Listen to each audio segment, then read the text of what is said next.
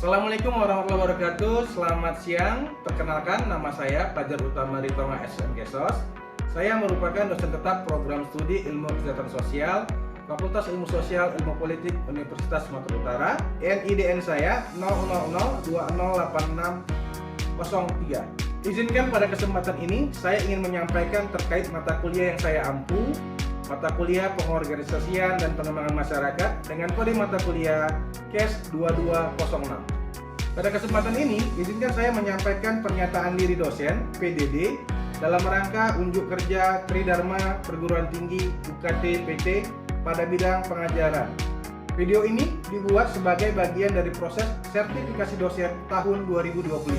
Mata kuliah ini ditujukan untuk mahasiswa program studi Ilmu Kesejahteraan Sosial semester 2 dengan bobot 3 SKS yang diselenggarakan selama 16 kali pertemuan dengan rincian 14 pertemuan tatap muka, 1 kali pertemuan ujian tengah semester, dan 1 kali pertemuan ujian akhir semester. Deskripsi singkat mata kuliah ini. Pada mata kuliah ini, mahasiswa belajar mengenai tentang cara mengorganisir dan mengembangkan masyarakat dalam konteks pembangunan sosial. Bagaimana mengelola, mengorganisir, dan mengembangkan masyarakat dengan berbagai aspeknya. Pengetahuan tersebut untuk meningkatkan kesejahteraan masyarakat dan berpartisipasi aktif dalam proses pembangunan sosial.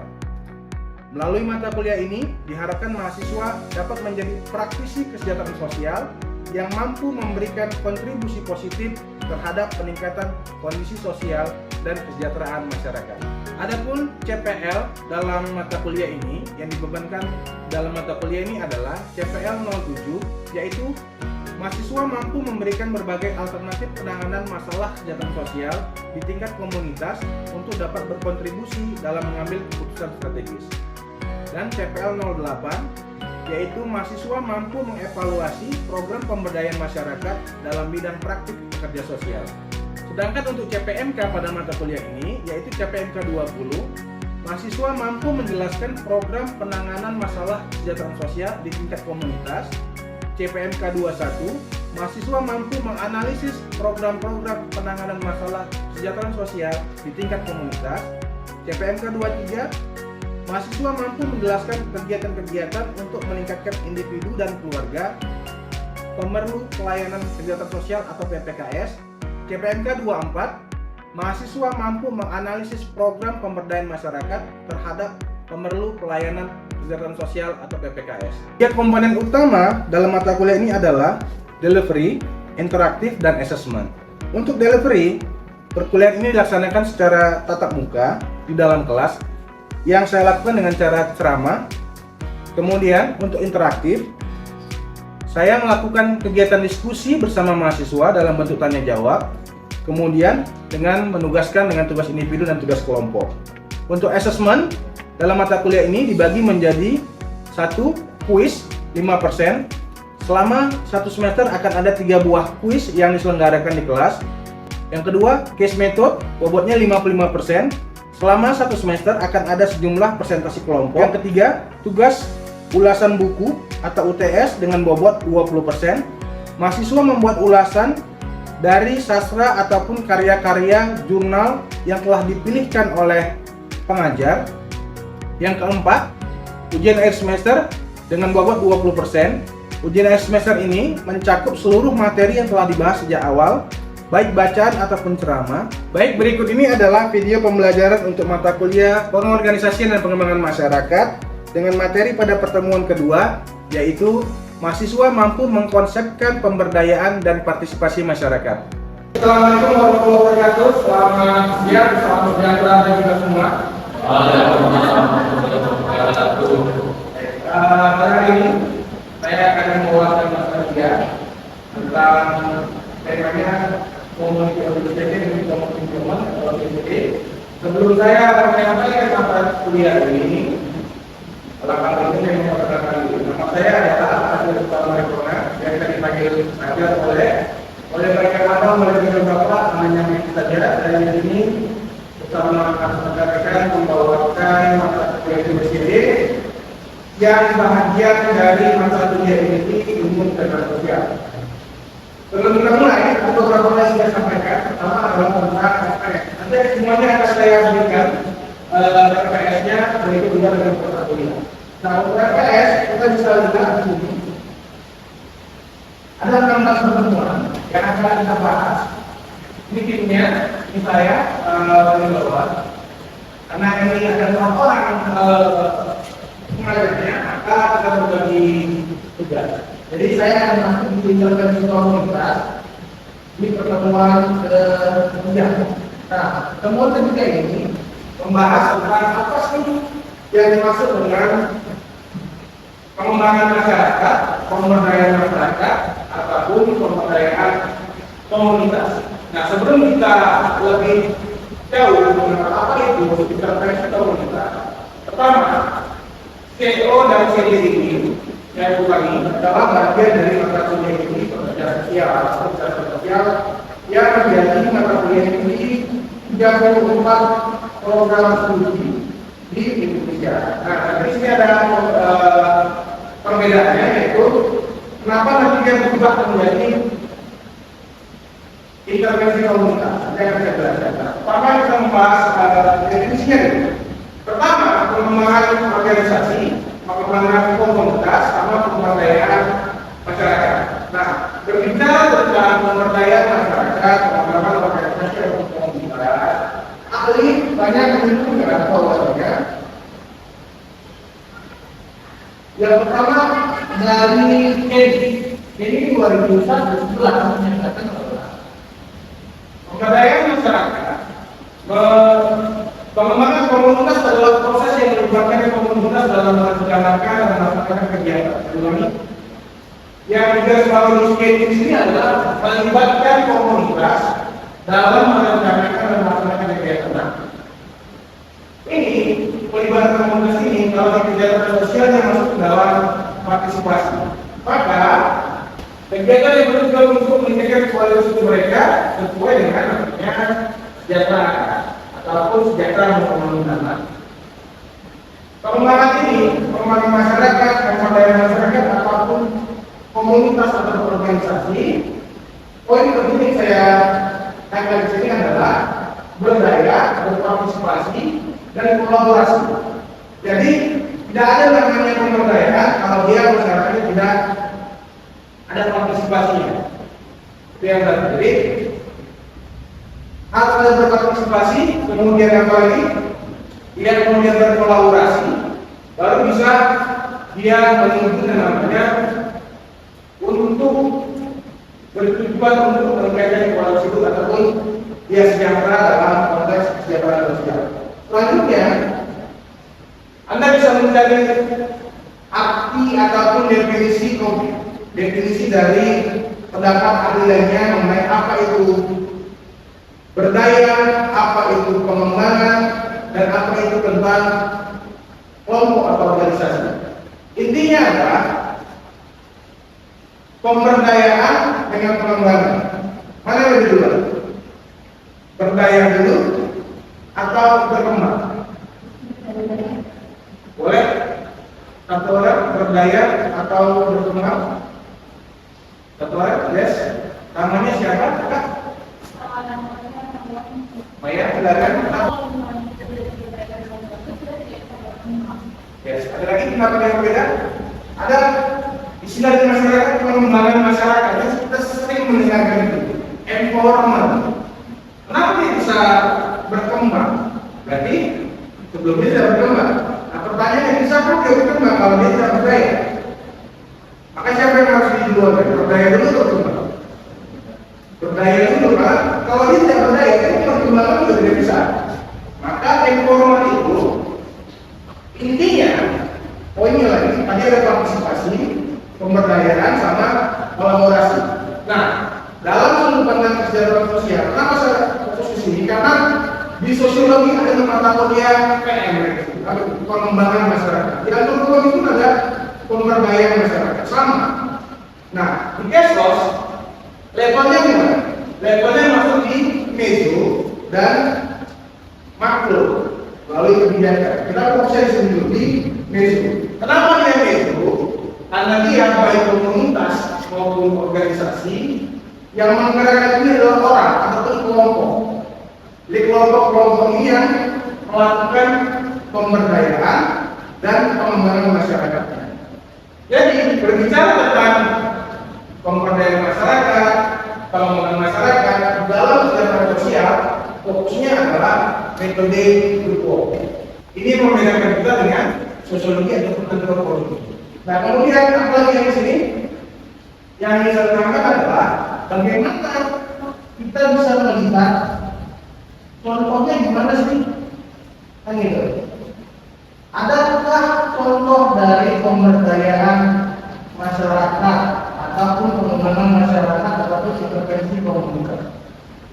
Nah, sebelumnya harus saya sampaikan bahwasanya adalah di beberapa program studi di Indonesia, namanya nggak pakai ini lagi. Mereka tidak pakai pemberdayaan masyarakat, mereka tidak lagi pakai pengembangan masyarakat, tapi menggunakan intervensi komunitas. Nah, kalau Anda buka di buku panduan, itu ada di bukunya intervensi komunitas mengenai Profesor Adi Subandono ataupun James Tipe tentang pemberdayaan masyarakat, nanti ketemu dulu di situ. Jadi berbicara CO Community Organization awalnya adalah pemberdayaan komunitas untuk masyarakat kota di sejarahnya. Kemudian pemberdayaan masyarakat untuk masyarakat petani. Nah, itu perbedaan antara CO dengan CD-nya. Nah, itu di pertemuan selanjutnya yang kita bahas, tapi saya mau fokus di sini dulu memperkenalkan apa itu CO/CD, apa itu definisinya, kemudian kenapa ada perbedaan-perbedaan penggunaan nama atau istilah. Tadi saya sudah sebutkan bagaimana misalnya di program studi sosiologi atau antropologi ada juga pemberdayaan masyarakat ataupun pengembangan masyarakat, tapi di kita fokus kepada pemberdayaan yang melibatkan namanya partisipasi, kemudian lagi melibatkan namanya komunitas. Nah, di sini yang ingin saya tunjukkan adalah contoh. Contoh apa itu? Contoh dari intervensi komunitas. Nah, hasil riset saya, Anda bisa lihat ini nanti di Google, bisa tuliskan menjadi buku. Ada 4 buku. Ini hasil riset apa saya tentang intervensi komunitas baik CO atau CD. Salah satunya adalah tentang bagaimana komunitas becak di Siantar yang berjuang untuk bertahan, eksis ya gini. Pada awalnya 2006 mereka mau digusur ceritanya, digusur oleh kebijakan wali kota untuk meremajakan becak Siantar. Ada yang pernah ke Siantar? Udah? Belum? Pernah lihat motor gede tapi dijadikan becak? Nah, itu namanya disingkat BSA. BSA itu apa? Nama aslinya Birmingham Small Arms. Itu adalah pabrik di Inggris yang membuat kendaraan perang pada perang dunia 1 dan 2. Pabriknya udah tutup, nggak ada lagi. Nah, mereka mencari BSA sepeda motor itu sampai dengan ke Pulau Jawa. Dikumpulkan lagi, nanti akan bisa baca sejarah di sini. Sampai pada tahun 2006 itu mau digantikan dengan sepeda motor Jepang merek Win. Nah, kalau di kota Medan kan merek Win. Intervensi dilakukan mereka apa? Mereka pemberdayaannya adalah pemberdayaan kelompoknya, memberdayakan komunitasnya satu supaya tetap solid, kemudian membuat rute untuk menjadi destinasi wisata. Karena tujuan mereka becak ini bisa dijadikan seperti kendaraan pariwisata seperti tuk-tuk di Thailand. Kalau Anda tahu tuk-tuk, kemudian lagi apa? Mobil jeep, Hammer. Nah, kemudian ada yang kayak apa namanya? Bajai. Nah, itu dijadikan kendaraan wisata. Nah, kenapa Birmingham ini ataupun becak Siantar ini tidak dibuat seperti itu? Jadi inilah komunitas becak tadi. Setelah hampir 19 tahun, kalau Anda pergi ke kota Pematang Siantar, selain Anda membeli oleh-oleh roti ganda, Anda tidak afdol kalau tidak berfoto di bawah Tugu Becak Siantar. Nah, ini adalah bukti dari intervensi komunitas tadi ataupun pemberdayaan masyarakat, pemberdayaan komunitas. Untuk lengkapnya, Anda bisa mendownload di ResearchGate. secara gratis. Saya tidak jualan buku, Anda bisa download secara gratis. Yang kedua, tadi kita berbicara tentang intervensi komunitas berbasis kelompok. Nah ini dia. Di mata kuliah nafza, mereka menggunakan grup work. Balik lagi ke kelompok. Nah, Anda bisa melihat bagaimana nanti dalam rehabilitasi sosial nafza, pemberdayaan kelompok tadi bisa dijalankan. Namanya community work.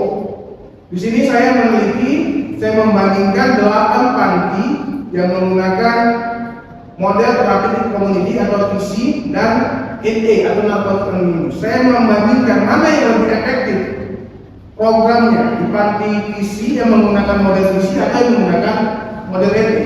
Nah, jadi sama. Intervensinya adalah intervensi kelompok. Kalau di sini menekankan bagaimana pemberdayaan komunitasnya ataupun organisasinya, di sini kelompok tadi digunakan untuk memberdayakan kelompoknya sendiri supaya bisa keluar dari jerat narkoba, merubah perilaku mereka. Dua buku selanjutnya, pertanyaan lembaga lokal ini diambil dari tesis saya. Tujuannya sama, adalah bagaimana kelembagaan lokal tadi, contohnya adalah kelompok tani. Dalam riset saya ini, tesis saya waktu saya S2 di Serdang Dagai, dia bisa kelompok tani ini, kalau ada perlombaan kelompok tani se-Indonesia, selalu juara 1 berturut-turut. Saya penasaran kok bisa kelompok tani itu di Pulau Sumatera, di Kabupaten Serdang Dagai, bisa memenangkan perlombaan tingkat nasional. Nah, saya mau cari tahu apa yang membuat kelompok tadi bisa sampai sesolid itu. Apakah tidak ada perpecahan dalam? Ternyata ada. Demikian juga di sini. Bagaimana kelompok tadi itu terpecah? Bagaimana ada retensi terhadap anggota kelompok? Nah, balik lagi ke sini. Jadi berbicara intervensi komunitas adalah ini di kelompok. Nah, buku yang keempat ini gabungan kita menelitinya. Kenapa? Temanya narkoba juga, tapi di kalangan remaja. Ini kan beberapa dosen yang lain kami tertarik. Apakah remaja tadi? Nah, balik lagi, remaja ternyata pun dia berkelompok. Seseorang remaja hasil riset mau menggunakan narkoba karena ajakan temannya, karena ajakan gengnya, kelompoknya. Maka di kalangan remaja tadi itu sasarannya adalah kelompok. Nah, ini adalah 4 buku hasil riset saya yang saya kembangkan menjadi buku yang saya hadirkan di mata kuliah CUC ini. Anda bisa mendownload buku-buku tersebut di Google secara gratis. Linknya bisa saya tampilkan. Anda bisa masuk nanti di pertama di Google Scholar dulu. Nah, ini bukunya. Anda bisa masuk Google Scholar, Anda punya nama saya. Ini adalah buku-buku yang kita berikan, tapi sini berbayar. Karena saya tidak jualan buku dan ini adalah kewajiban saya, maka nanti Anda boleh masuk ke Research Gate. Nah, Research Gate ini Research Gate. Ketika Anda masuk ke Research Gate, Anda ketikkan nama saya. Fajar Utama Diploma. Kemudian Anda cari sesuai dengan judul bukunya. Ini saya.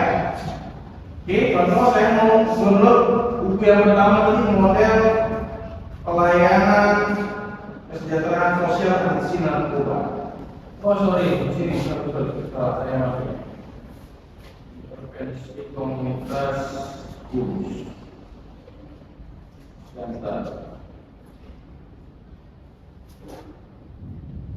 Nah, kemudian dari searchingnya di sini ya, dia Anda bisa ketikkan Research Gate, kemudian Anda searchingnya di sini, jangan dari bawah. Anda ketikkan Research Gate, ada masukkan nama saya, akun saya, Anda Utama Diploma. Kemudian di bagian pencarian Anda ketikkan dari buku tadi, karena namanya di Google Scholar itu buku-buku yang saya publikasi, saya berikan buku, itu riset saya. Dan Anda bisa buka dan download ini bukunya. Kemudian Anda bisa download secara gratis, supaya bisa ada bahan diskusi ataupun menambah wawasan Anda. Ini dia bukunya, dan ini tersedia di downloadnya gratis, full text available. Begitu juga dengan buku-buku yang lain, yang 4 buku semua ini tersedia di ResearchGate dan Anda bisa akses secara gratis. Itu saja untuk pengantarnya. Selanjutnya silakan bila ada yang mau ditanyakan atau diskusikan. Ada yang mau tanyakan? Oke, silakan. Sebutkan namanya. Sebelumnya makasih Pak Fajar karena sudah menyampaikan ceritanya. Perkenalkan nama Bapak Faisal, nama saya Pak Eka. Di sini saya mau tanya. Tadi kan Bapak sudah jelaskan tentang hasil studi Bapak terkait bom senjata. Bagaimana mereka bisa bertahan atas gempuran zaman Bapak. Nah, saya juga pernah melihat fenomena yang sama gitu Pak. Tepatnya di kota Rantau Parakan, di mana ada sekumpulan komunitas beca yang sudah menjadi budaya di sana sebagai alat transportasi. Namun berbeda dengan bom senjata, mereka tidak mampu bertahan atau melawan zaman dan dihapuskan gitu Pak. Jadi apa sih yang ada pada bom senjata yang buat mereka bertahan? Gitu. Oke, terima kasih Bang Farid atas pertanyaannya. Jadi ada pertanyaan, kenapa di case yang sama tentang becak juga di kota Rantau Parakan tapi hilang dari peredaran, sementara di Pematang Siantar ini masih eksis. Dari hasil riset saya, tapi ini tidak bisa digeneralisir ya. Artinya keberhasilan di sini belum tentu berlaku di tempat yang lain. Karena kalau Anda belajar kualitatif, maka ada namanya studi kasus. Artinya apa? Kasus ini walaupun sama-sama tentang becak, sama-sama tentang komunitas, belum tentu ini sama dengan di tempat yang lain, banyak faktor. Nah, sekarang saya mau jawab, kenapa ini bisa berhasil? Pertama, kenapa? Karena komunitasnya tadi memiliki wadah.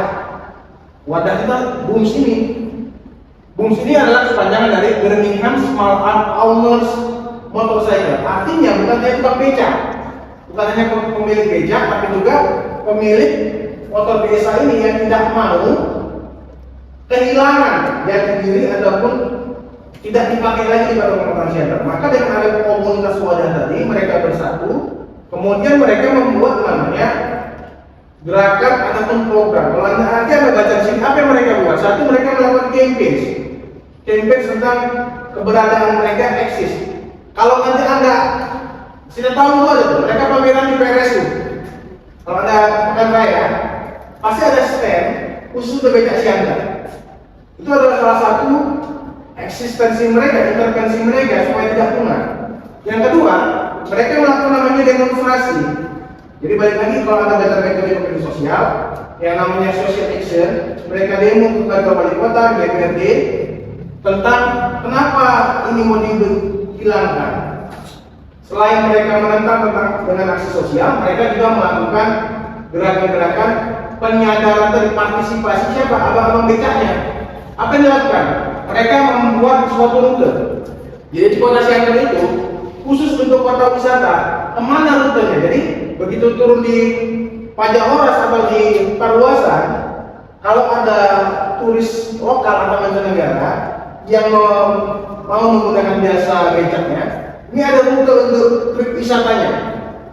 Apakah ke Roti Ganda dulu, nanti melihat apa patung apa namanya? Ya, potong dari Fortuna ya, dan kuil itu. Ya, jadi mereka membuat itu rute wisata sama mengajarkan abang becaknya untuk standar conversation English untuk guide. Jadi untuk yang dibawa mereka ya, maksudnya dalam komunitas ini, mereka bisa melakukan speaking atau conversation dengan English untuk membantu turis wisata yang dari luar negeri. Ya, maka yang saya dapatkan hampir setiap malam minggu ini kopdar pemilik motor sama pembecaknya. Kemudian mereka punya jadwal untuk touring. Itu sudah diagendakan oleh komunitas tadi. Jadi inilah yang menyatukan mereka sehingga ide-ide program-program itu bisa dilaksanakan setiap mereka berjumpa. Mungkin itu yang bisa saya jawab. Mungkin itu Bang. Ada lagi? Bagaimana? Pas? Ada lagi silakan. Satu dua lagi boleh bertanya? Oke Bang, silakan ada mau tanya lagi? Perkenalkan, nama saya Bari Madesiagar, Pak. Saya ingin menanyakan, tadi Bapak ada menyebutkan bahwa kelompok tani yang juara satu berturut-turut, mereka ternyata punya permasalahan tentang perpecahan di dalam kelompok tersebut. Bagaimana cara mereka untuk mengatasi perpecahan di dalam kelompok yang ada? Oke, di sini sama saja dengan kelompok-kelompok yang lain.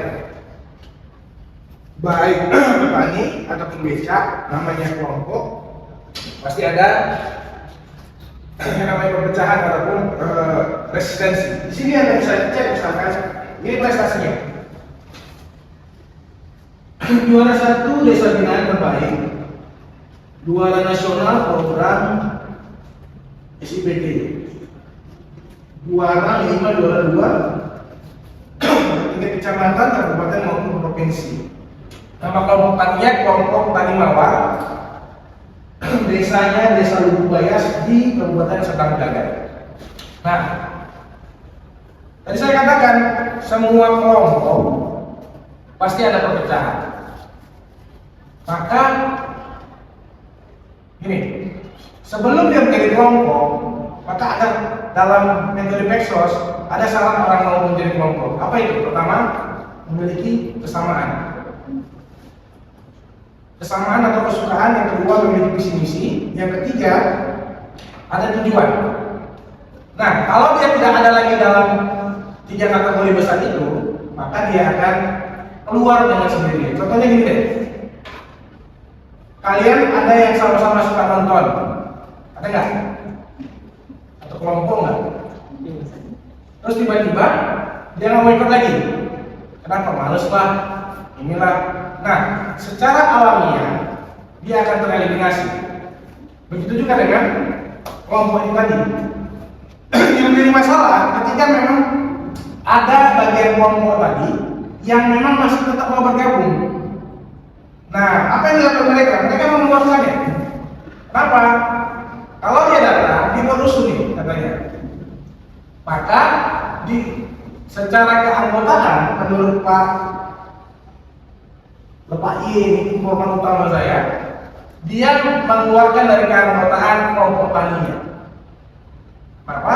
Contoh, kalau ada dia, yang lain itu nanti nggak mau bersuara, dia mau mendominasi komunitas tadi apabila sedang rapat. Kemudian, kalau saya tidak salah ingat, ada pembagian lembu. Jadi mereka sistem integrasi pertanian dan ternak ini, jadi ada lembu sepasang, nanti digulir. Kalau udah punya anak sini pindahkan lagi, sampai semua anggota kelompoknya punya lembu. Tapi begitu sama orang ini nggak mau kasihnya. Nah, maka keputusan dari pengelola ataupun pengurus komunitas tadi untuk mengeluarkan dia dari anggota kelompok. Jadi ada dua. Pertama, dia akan keluar secara alamiah. Karena apa? Karena tidak sesuai dengan visi tujuannya lagi. Yang kedua, dia dipaksa keluar oleh komunitas tadi. Kenapa? Karena dia menyalahi aturan ataupun membuat anggota lain menjadi tidak nyaman. Nah, di semua kelompok, baik di kelompok tani, baik di tani inti becak maupun di grup walk, di nafza sama. Makanya di pertemuan ke depan kita akan membahas lebih dalam tentang apa sih kelompok tadi, bagaimana kelompok itu bisa terbentuk, bagaimana suatu kelompok bisa memilih leadernya, ketuanya tanpa ada paksaan. Nah, mungkin itu kan? Ada lagi? Ada yang mau ditanya lagi? Pas? Oke, terima kasih. Jadi ini bisa Anda baca, Anda download dari Google, dari ResearchGate sebagai bahan referensi untuk pertemuan kita minggu depan. Saya rasa cukup untuk pertemuan hari ini. Terima kasih atas waktu. Terima kasih atas pertanyaannya. Saya akhiri. Assalamualaikum warahmatullahi wabarakatuh. Selamat siang. Sampai ketemu minggu depan.